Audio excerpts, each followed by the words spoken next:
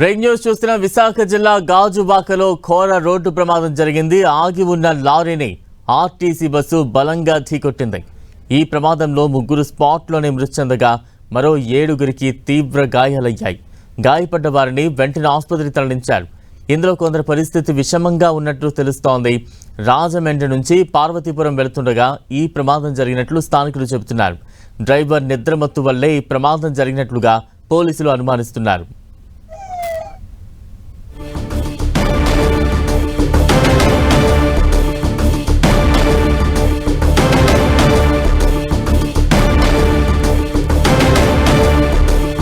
విశాఖ జిల్లా గాజువాకలో ఘోర రోడ్డు ప్రమాదం జరిగింది. దానికి సంబంధించిన బ్రేకింగ్ న్యూస్ చూస్తూ ఉన్నాం. ఆగి ఉన్న లారీని ఆర్టీసీ బస్సు బలంగా ఢీకొట్టింది. ఈ ప్రమాదంలో 3 స్పాట్లోనే మృతి చెందారు. మరో 7గురికి తీవ్ర గాయాలయ్యాయి. అయితే గాయపడ్డ వారిని వెంటనే సమీప ఆసుపత్రికి తరలించారు. ఇందులో కొందరి పరిస్థితి విషమంగా ఉన్నట్లుగా తెలుస్తోంది. రాజమండ్రి నుంచి పార్వతీపురం వెళుతుండగా ఈ ప్రమాదం జరిగినట్లు స్థానికులు చెబుతున్నారు. డ్రైవర్ నిద్రమత్తు వల్లే ఈ ప్రమాదం జరిగినట్లుగా పోలీసులు అనుమానిస్తున్నారు.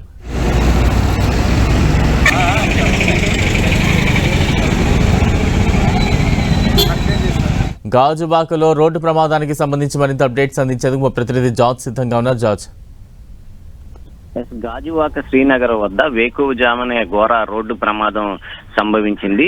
ఏదైతే విశాఖపట్నం వెళుతూ ఉన్న ఒక టిప్పర్ లారీ టైర్ పంక్చర్ అవడంతో శ్రీనగర్ వద్ద రోడ్డు మీదే నిలిపివేశారు. ఆ సమయంలో రాజమహేంద్రవరం నుంచి పార్వతీపురం వెళ్తున్నటువంటి ఆర్టీసీ బస్సు వేగంగా వచ్చి వెనక ఢీకొట్టింది. ఈ నేపథ్యంలో అక్కడికక్కడే 2 మహిళలు, ఒక డ్రైవరు మృతి చెందారు. 7గురికి తీవ్ర గాయాలయ్యాయి. క్షతగాత్రులను విశాఖ కేజీహెచ్కి తరలించి చికిత్స అందిస్తున్నారు. గాజువాక పోలీసులు కేసు నమోదు చేసి దర్యాప్తు చేస్తూ ఉన్నారు.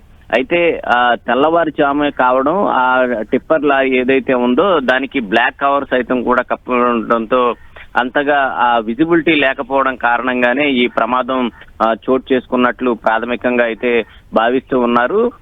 ఆ సమయంలో అక్కడ పెద్ద శబ్దంతో ఒక్కసారిగా అంతా నిద్రమత్తులో ఉన్నారు. ఆ సమయంలో ఒక్కసారిగా ఈ ఆర్టీసీ బస్సు బలంగా ఢీకొనడంతో అక్కడే ఆర్టీసీ డ్రైవర్ తో పాటు 2 మహిళలు మృతి చెందారు. ఆ సమయంలో అక్కడ ఉన్న ప్రయాణికులంతా కూడా భయాందోళనకు గురయ్యారు. మిగిలిన వాళ్ళందరినీ సురక్షితంగా దిగిన తర్వాత గాయపడిన వారు ఎవరైతే ఉన్నారో వాళ్ళందరినీ కూడా మెరుగైన చికిత్స అయితే అందిస్తూ ఉన్నారు. వారిలో కొందరు పరిస్థితి అయితే కాస్త తీవ్ర గాయాలు అవడంతో కాస్త విషమంగా ఉంది.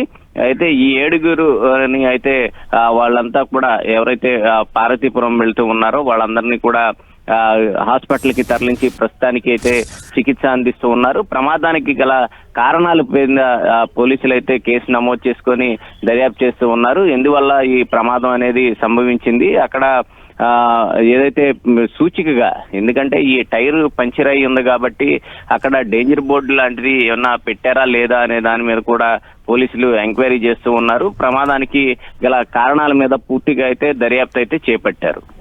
జార్జ్, అంటే గాయపడ్డ వారి ఆరోగ్య పరిస్థితి ఏ రకంగా ఉంది? వైద్యులు ఏం చెప్తూ ఉన్నారు? మరోవైపు మృతుల వివరాలు ఏమైనా తెలిసాయా? గాయపడ్డ వారి పరిస్థితి చూసుకున్నట్లయితే కనుక మెరుగైన చికిత్స కోసం కేజీహెచ్కి అయితే తరలించారు. వైద్యులు సైతం కూడా కొంత వాళ్ళంతా కూడా భయాందోళనకు గురై ఉన్నారు కాబట్టి కాస్త 24 గంటలు గడిచిన తర్వాత వాళ్ళు కోలుకునే అవకాశం ఉందని అయితే వైద్యులు అయితే చెప్తూ ఉన్నారు.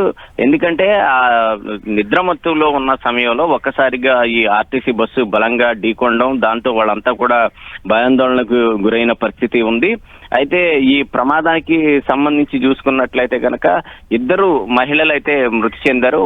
వాళ్ళ వివరాలకు సైతం కూడా పోలీసులు సేకరిస్తూ ఉన్నారు. అలాగే డ్రైవర్ సైతం కూడా, ఏదైతే ఈ రాజమహేంద్రవరం నుంచి పార్వతీపురం వెళ్తూ ఉన్నటువంటి బస్ డ్రైవర్ ఎవరైతే ఉన్నారో ఆయన కూడా మృతి చెందడం జరిగింది. ఎందుకంటే ఆ డ్రైవర్ ఉన్న క్యాబిన్ బలంగా ఢీకొనడంతో ఆయన కూడా అక్కడికక్కడే మృతి చెందారు. ప్రస్తుతానికి ఇటు మృతుల వివరాలు సైతం కూడా పోలీసులు సేకరిస్తూ ఉన్నారు. ప్రమాదానికి గల కారణాల మీద కూడా వాళ్ళు పూర్తిగా దర్యాప్తు అయితే చేస్తూ ఉన్నారు. ఈ 7గురు ఎవరైతే తీవ్రంగా గాయపడిన వాళ్ళతో పాటు మిగిలిన ప్రయాణికులను సైతం కూడా సురక్షితంగా వారి యొక్క గమ్యస్థానాలకు తరలించేందుకు వేరే బస్సులు సైతం కూడా ఏర్పాటు చేసి ఆ బస్సుల ద్వారా వాళ్ళని ఆ గమ్యస్థానాలకు చేర్చడం జరిగింది.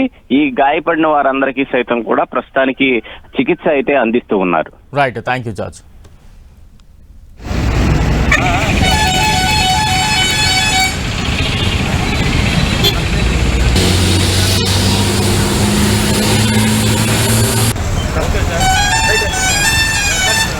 यूनिवर्सिटी